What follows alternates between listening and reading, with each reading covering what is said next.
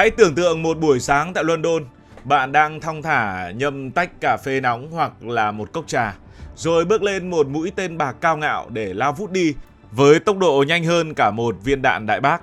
Chưa đầy 3 tiếng rưỡi sau, bạn đã có mặt tại New York để kịp ăn bữa sáng cùng với đối tác, trong khi những hành khách trên các chuyến bay thông thường vẫn còn đang lênh đênh giữa đại dương và ngáp dài chờ đợi. Đó chính là đặc quyền của Concorde, đứa con cưng kiêu hãnh của bầu trời. Một kỳ quan công nghệ từng khiến cả thế giới phải ngước nhìn với sự thèm khát tột độ.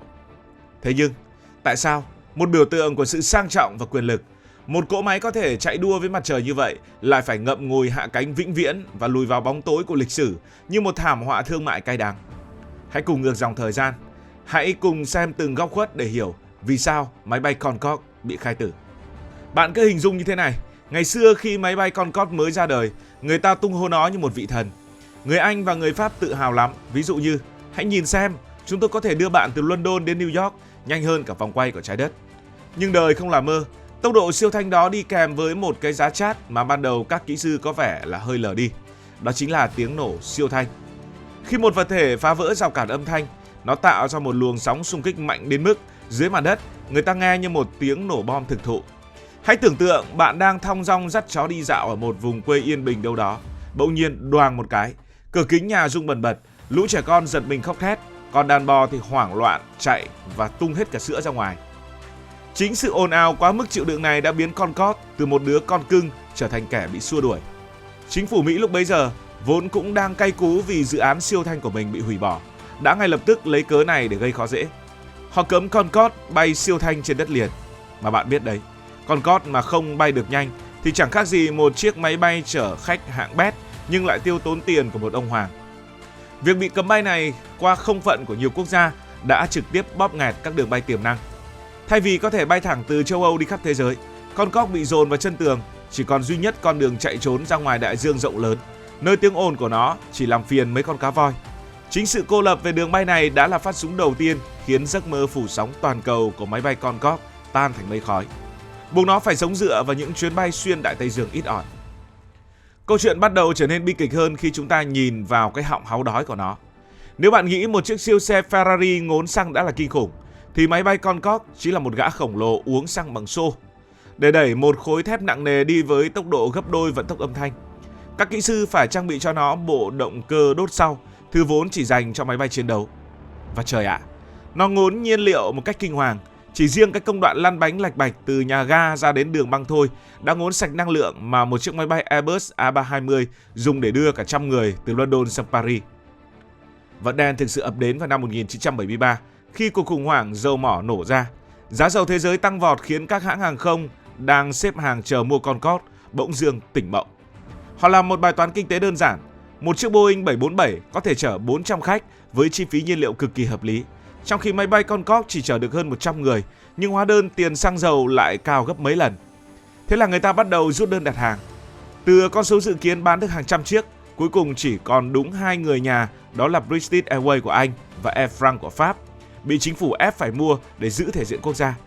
Concorde bỗng chốc trở thành một món đồ chơi xa xỉ của những ông chủ nhà băng và giới thượng lưu, nhưng lại là cơn ác mộng kinh tế đối với bất kỳ giám đốc tài chính nào. Nó bay càng nhanh thì tiền trong túi của các hãng hàng không càng vơi đi bấy nhiêu. Giờ hãy đi sâu vào bên trong. Nói về sự sang trọng, người ta thường vẽ ra viễn cảnh được nhâm nhi trứng cá tầm và uống rượu vang giữa bầu trời bình lưu. Đúng là như vậy thật, khách đi Concorde được phục vụ như những vị hoàng đế. Nhưng hãy gạt cái lớp vỏ hào nhoáng ấy sang một bên để nhìn vào thực tế khoang cabin. Để mà tối ưu hóa cho khí động học thì máy bay Concorde đã phải hy sinh rất nhiều. Thân máy bay phải làm cực kỳ thuôn, dài và hẹp. Kết quả là cái khoang hành khách bé tí tẹo, đi ở giữa đường hẹp đến mức hai người ngược chiều sẽ phải tránh nhau chầy chật. Nếu bạn cao trên 1m8 mà thường người châu Âu cao như vậy, mỗi lần đi vệ sinh hay làm gì đó, bạn sẽ phải khom người như đang đi trong hầm mộ vì trần cabin quá thấp. Chưa hết, cửa sổ của máy bay Concorde chỉ bé bằng bàn tay, chủ yếu để đảm bảo áp suất và cấu trúc máy bay khi bay ở độ cao lớn. Bạn bỏ ra hàng chục nghìn đô la cho một tấm vé, nhưng lại thấy mình như bị nhốt trong một cái ống tuyếp chật chội. Ghế ngồi thì không thể ngả ra thoải mái như ghế hạng thương gia của những chiếc máy bay thân rộng hiện đại. Khách hàng thời đó bắt đầu nhận ra một sự thật phũ phàng. Họ thà bay chậm hơn vài tiếng trên một chiếc Boeing 747, nơi họ có không gian để đi lại, có ghế nằm phẳng như giường và sự thoải mái tuyệt đối, còn hơn là bị ép xác trên chiếc Concorde chỉ để lồi lấy vài tiếng đồng hồ tiết kiệm. Cách sự oai khi bước xuống từ Concorde dần dần không còn đủ sức nặng để bù đắp cho sự mệt mỏi về thể chất trong suốt chuyến bay. Khi một cỗ máy vốn đã gặp khó khăn về kinh tế lại vướng vào một thảm kịch kinh hoàng, đó thường là dấu chấm hết. Ngày 25 tháng 7 năm 2000, tại sân bay Charles de Gaulle, một chiếc Concorde của Air France đã bốc cháy như một ngọn đuốc sống ngay khi vừa cất cánh, cướp đi sinh mạng của 113 người. Hình ảnh chiếc máy bay kiêu hãnh rực lửa trên bầu trời Paris đã lan truyền khắp thế giới, phá nát cái danh hiệu máy bay an toàn nhất hành tinh mà Concorde đã dày công xây dựng suốt gần 3 thập kỷ. Điều trớ trêu nhất là vụ tai nạn không hẳn do lỗi thiết kế của Concorde, mà do nó cán phải một mảnh kim loại rơi ra từ một chiếc máy bay khác.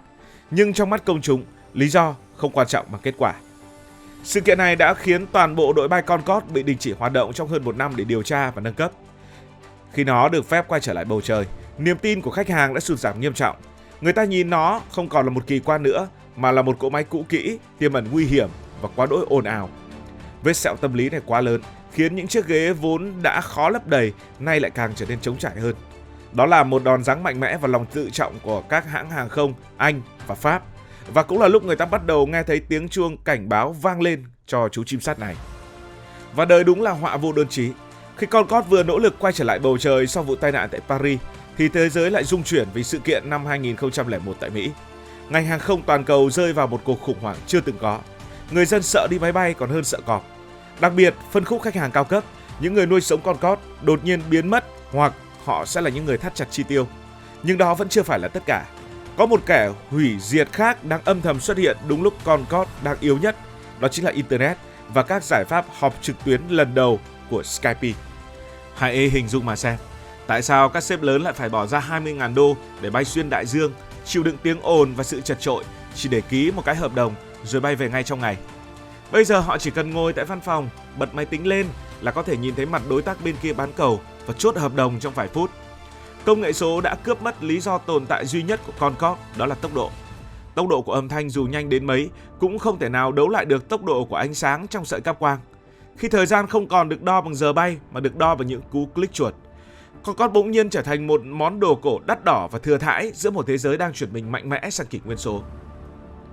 Đến những năm cuối cùng của cuộc hành trình, ngay cả những người tạo ra Concorde cũng cảm thấy nó đã trở thành một gánh nặng quá lớn. Hãng Airbus lúc đó đã là cha đẻ, nắm quyền kiểm soát kỹ thuật, bắt đầu nhìn Concorde bằng ánh mắt của một người làm kinh doanh thực thụ. Họ nhận thấy việc duy trì dây chuyền sản xuất linh kiện thay thế, bảo trì và hỗ trợ kỹ thuật trong một đội bay vỏn vẹn 12 đến 14 chiếc máy bay già cỗi là một sự lãng phí tài nguyên khủng khiếp, và họ muốn dồn tiền cho những dự án khác. Khi Air France và British Airways ngồi lại với nhau, họ nhận ra rằng cái giá để duy trì đội bay như thế này sẽ là cực kỳ lớn, và cái giá này liệu có đáng hay không? Đặc biệt là từ phía Pháp, họ đã quá mệt mỏi với những khoản lỗ và những rắc rối kỹ thuật phát sinh từ sự già nua của máy bay. Một khi Airbus tuyên bố ngừng hỗ trợ kỹ thuật, Concorde chính thức không còn đường sống. Chuyến bay cuối cùng diễn ra vào năm 2003 không chỉ là sự kết thúc của một dòng máy bay, mà là sự kết thúc của một kỷ nguyên vàng, nơi mà con người từng tin rằng tốc độ là tất cả. Concorde hạ cánh lần cuối, để lại một khoảng trống mênh mông trên bầu trời mà đến tận hôm nay, hơn 20 năm sau, vẫn chưa có một chiếc máy bay thương mại nào đủ sức để lấp đầy.